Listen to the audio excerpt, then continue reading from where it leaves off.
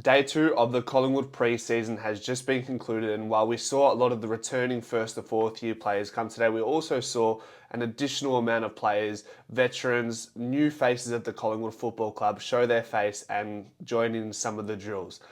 Not for the 2 kilometre time trial, that was specifically compulsory for the first to fourth year players, while the rest will do other drills simultaneously. As far as the results were concerned, we saw Jacob Ryan finish first, we saw Ned Long finish second, and Ed Allen third, and then Sullivan fourth, TJ fifth. Ryan, Long, and Allen all got close to the 6:30 mark, which is roughly a 3:15 kilometre split. So 3 minutes and 15 seconds for a kilometre split makes 6:30, which is an incredible effort given.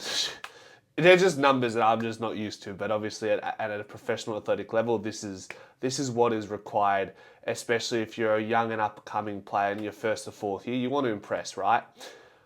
So what do we know about Jacob Ryan? Finishing first in that 2 kilometre time trial. He was taken as pick 28 in that 2022 draft coming out of the Samful. Debuted in 2023, but was concussed. But we all there is hope and expectation that Jacob Ryan will take his game to the next level.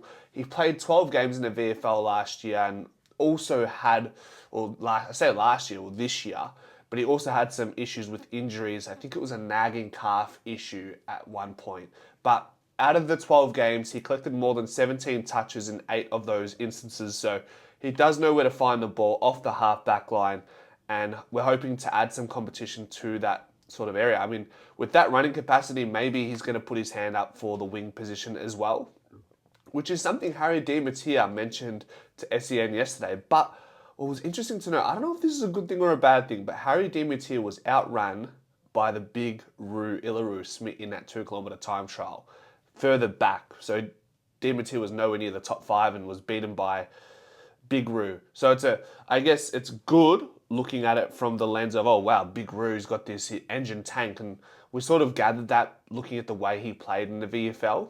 But for Harry Di Mattia to be beaten by a ruckman, and he's staking his claims to become a competitive wingman in the side when you've got elite runners like Sidebottom and Lipinski. You throw Ed Allen in there, who will be playing wing as well. Jacob Ryan, maybe now after looking at those results. I think Harry Di Mattia's got a bit more work to do to build that engine to play wing. Maybe the half-back flank position is where we might find him early on. We saw Ash Johnson finish last in the time trial. I'm not going to read into it too much. He's a tall forward.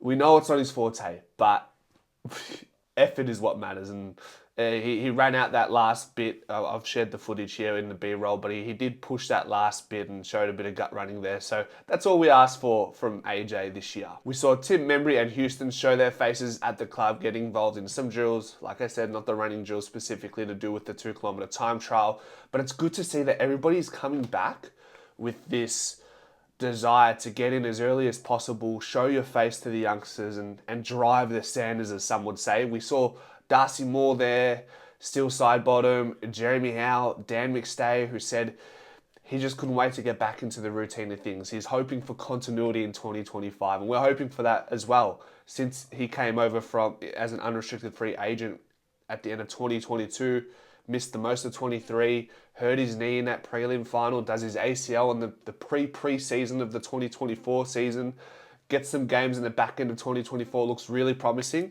I've just got my fingers crossed for someone like McStay. I'd love to see Collingwood get a full year out of McStay. Did I mention Myercheck was there as well? So these boys, they're hungry. They're coming back early. They're not piss fighting around overseas, and there's nothing wrong with going overseas and enjoying yourself. But it's just good to see that a lot of these older players who have done the rounds don't feel entitled to having extra time off. They're coming in now and they're ready to go. What else do we have? The fixtures. So we've got confirmed Sydney in gather round. Definitely going to go to that. And then we got GWS in opening round again, which is the day before Canberra's Labor holiday on the Monday and a few days after the Green Day concert. So you can already see what sort of narrative is being generated around that fixture.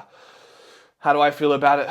I don't know. I mean, my main concern is how many 5 or 6 day breaks are we going to have early in the year? That's my concern. And then we get the bye and then it throws off our rhythm. It's another story for another day, isn't it?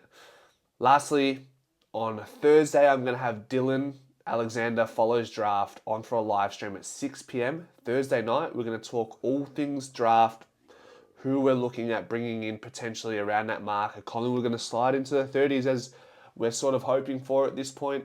These are the things we're going to discuss. So make sure you come in, questions fully loaded. Dylan is a dedicated draft man, put a lot of time into going to the local games himself and seeing these players with his bare eyes, not just looking on YouTube and looking at snippets like some people do and make assessments in that way. So Dylan does a lot of the groundwork and he can answer a lot of questions that other people can't. Outside of that, I'm hoping to go to the actual training session myself on Friday and get some footage and share it with you guys and sort of put my own 2 cents to it. Right now, I'm just giving you these reports based on other reports and videos. So I thank everyone who I've been able to scrounge off, whether it be Jen, the lady who does all the training videos at Collingwood, goes to their trainings.